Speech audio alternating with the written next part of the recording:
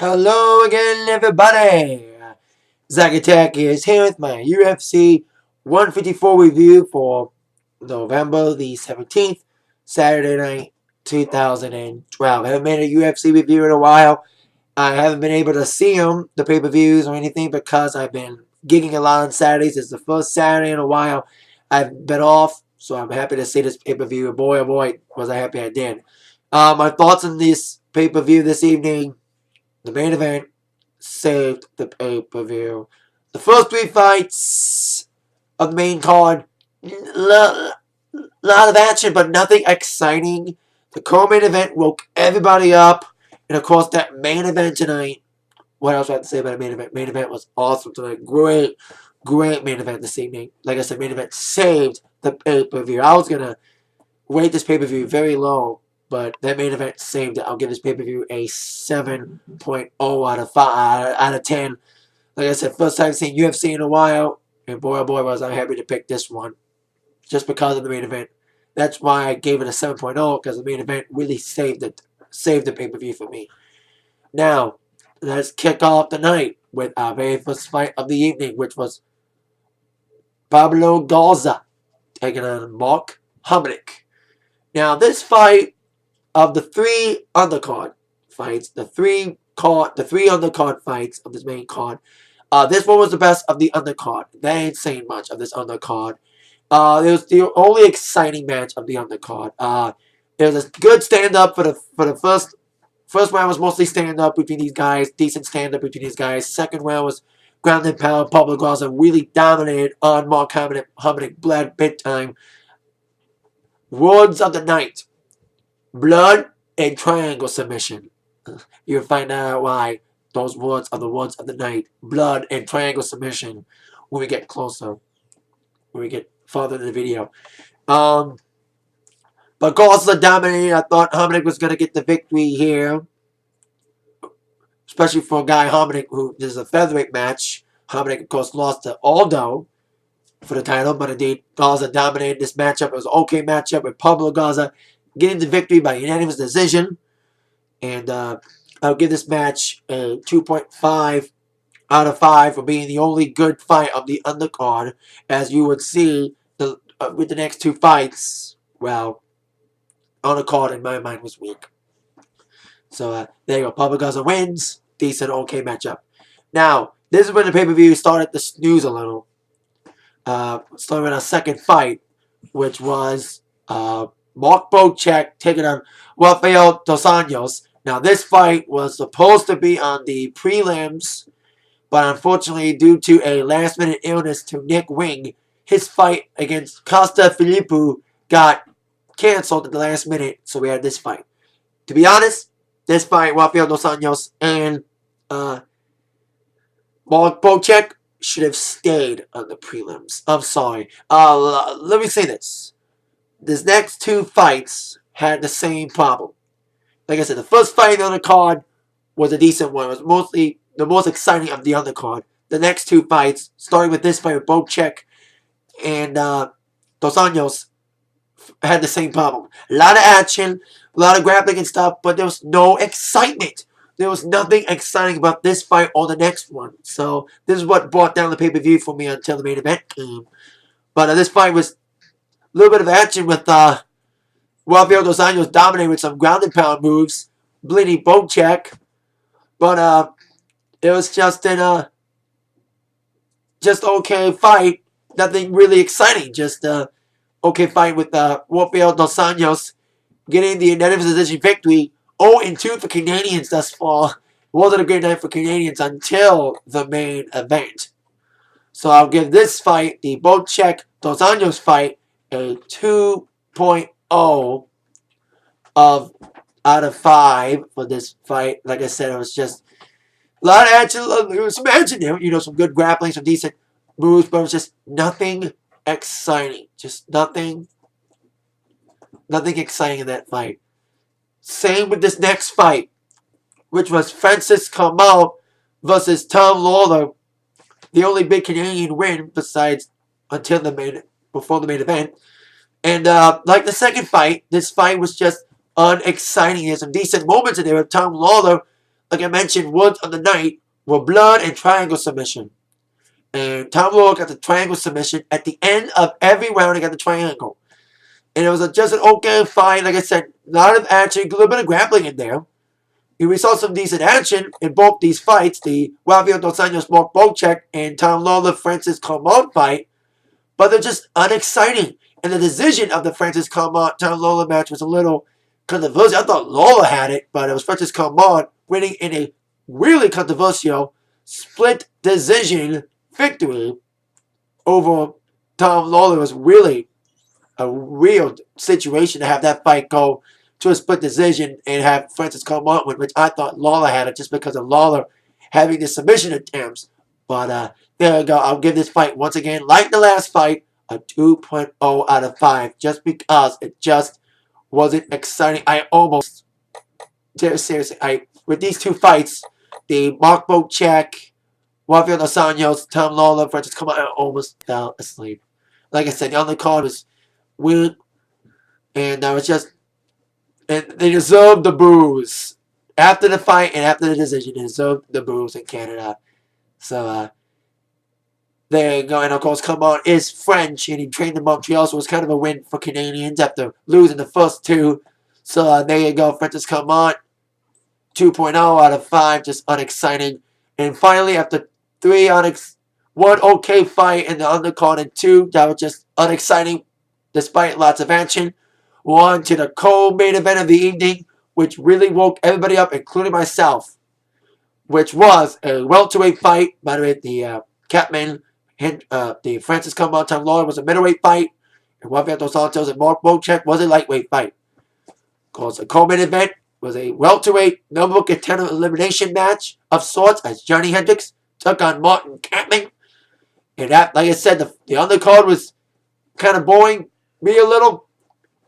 But indeed, Johnny Hendricks woke me and everybody in Montreal up with a killer knockout of Martin Kampmann in the first round, 46 seconds, sending a big message to everybody in the welterweight division, especially the champion, since this fight was a huge fight, as it would be concerning who would be the next contender for the welterweight championship. Hendricks makes a pretty good argument with a killer knockout Martin Kampmann, knockout of the night right there, and woke everybody up after 2 unexciting fights. So there you go, Johnny Hendricks gets a knockout victory. I'll give that one a 2.5 just because it was a knockout in the first one and it just woke everybody up after a kind of a boring undercard.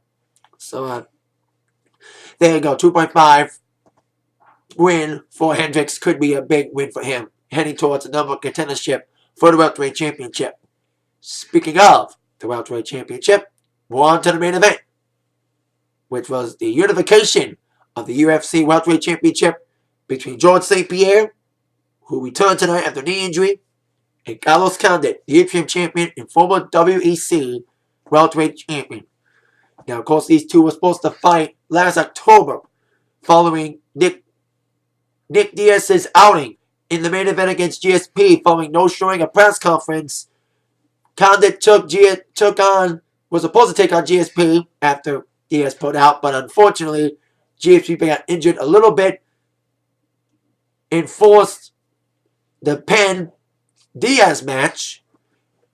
And then GSP was going to fight Condit again in February of this year, but that's when GSP got his knee injured. So that's when we had the main event back in February for the interim championship between Nick Diaz and Carlos Condit. And Carlos had a very unusual game plan of avoiding Diaz's strikes. And he tried that play tonight, but indeed, he rearranged it. And like I said, match of the night right here. This main event, in my mind, saved the pay-per-view for me. I thought this pay-per-view, after the first 3 matches, I was like, come on, man, we need some excitement. You know, the first match of the card was just okay. It was the only exciting match until the main event. The next 2 fights, second and third fight, was just unexciting despite a lot of action. Fourth fight was a killer knockout. The 5th match, the main event, man, oh man. And I've seen GSP fight people. I've seen many GSP fights. And this is probably the toughest fight I've seen GSP in as long as I've been watching UFC, which has been about 4 years. And I've seen every one of GSP's fights. I've seen a lot of his fights in the last 4 years. I've seen his rematch against BJ Penn his fight against Just Koscheck, his match against Hardy, and every one of those matches I've seen, GSP's been dominant on everybody, just beats him up, and uses the weakness of the guy to his advantage. Like, during the Dan Hardy fight, he took him down a lot because Hardy's more of a knockout guy. And GSP really punched the hell out of Koscheck, made his face swollen because Koscheck wasn't good of a puncher. So, with Condit being good on the ground and stand-up, it was indeed a challenge for GSP. And GSP, I've never seen GSP in a losing advantage. That was until the third round of this fight. GSP was dominant most of this fight. In the early going, GSP was dominant, and Carlos showed some fight despite bleeding early on. But that third round kick from Carlos Condit, that was like, in my mind, the closest I've ever seen GSP lose. I really thought GSP was going to lose after that surprise kick from Condit. But I think that's all he had, because GSP really beat the crap out of Condit in the first 2 rounds, and the crowd being in Montreal and all was all GSP. And GSP looked very good out there for being back from injury. But like I said, with Condit's surprising kick, I thought it was done. But of course, despite all, I'll give Condit credit. It's the first guy I've seen GSP fight with some fight. Every fight I've seen GSP do, the other guy has no offense. You know, I always see the other guy get his butt whipped by GSP without fighting back. And Carlos fought back. But despite Carlos fighting back a lot, now give Carlos credit. He gave the fight to GSP, but indeed GSP is just too damn good. As after a brutal, bloody, back and forth matchup, great ground and pound action, great punches and everything, great excitement. This is like the most exciting match of the night. Because like I said, until this point, the first 3 fights were just unexciting. And the 4th fight, despite a 1-rounder, was exciting enough to get everyone riled up for the main event, which really got everybody going. And in the end, despite a very brutal, bloody matchup and a decent fight from Condit, still UFC welterweight champion, tying with the most defenses with UFC Hall of Famer Matt Hughes. George St. Pierre retains the UFC welterweight championship. Now, during the post-match interview, I know everyone was looking forward to that post-match interview because there's been a lot of rumors about who GSP was going to fight next. There was many rumors that GSP was going to fight Anderson Silva next for a set date of May in Dallas Cowboy Stadium. That's what Dana White was saying. Anderson Silva was saying he wanted to take most of the year off. Well, that's GSP's plan too. GSP said during the post-match interview that he doesn't know what the future holds for him, whether or not he'll face Silva or possibly defend the title again, possibly against Johnny Hendricks following his win tonight. But GSP said he wanted to take a vacation because he got really beat up. I've never seen GSP, like I said, close to losing and getting beat up the way he did tonight from Condit. Condit brought it to him, but not enough to beat GSP tonight. Because usually when I see GSP fights, I see the other guy tired and caught up and everything. And you see GSP just not even breaking a sweat and no cuts on him. But it's the first time I've seen GSP really get caught up and getting tired. But indeed, GSP fought through it.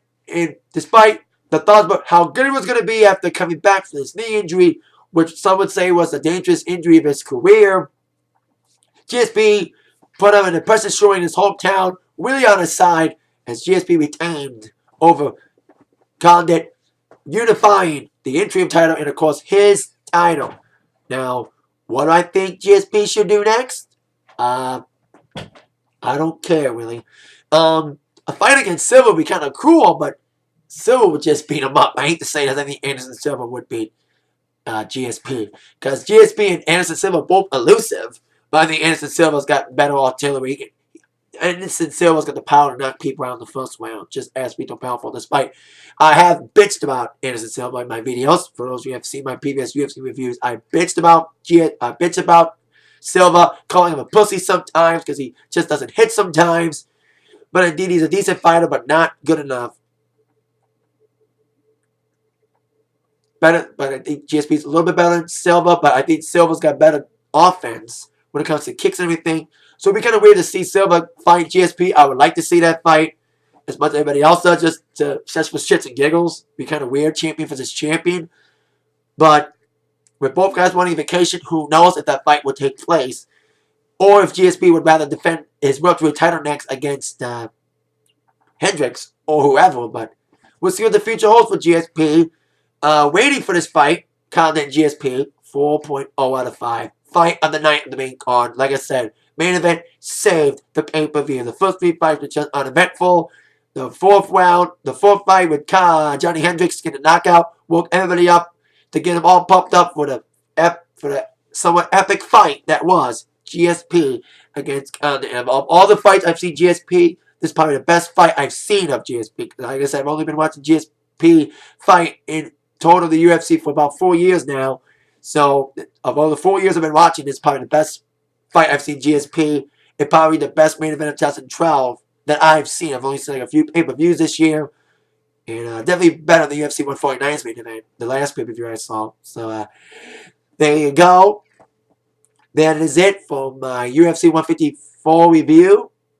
Probably going to be able to see 155 with Cain Velasquez taking on Junior Dos Santos. Hopefully that lasts longer than 45 seconds. Especially this time it's on pay-per-view, not on Fox. So I'll be able to see that fight because I don't have a gig that night on the 29th. So I'll be able to see that one. So once again, 154, 7.0 out of 10. Main event, saved the pay-per-view. That is it for my review. Thank you all very much for watching. With that in mind, you've all been attacked by the review from Zach. Thank you very much. See you later. And a happy Thanksgiving week. It's officially Thanksgiving week, everybody. Cannot believe it's Thanksgiving week. See you later. Yeah.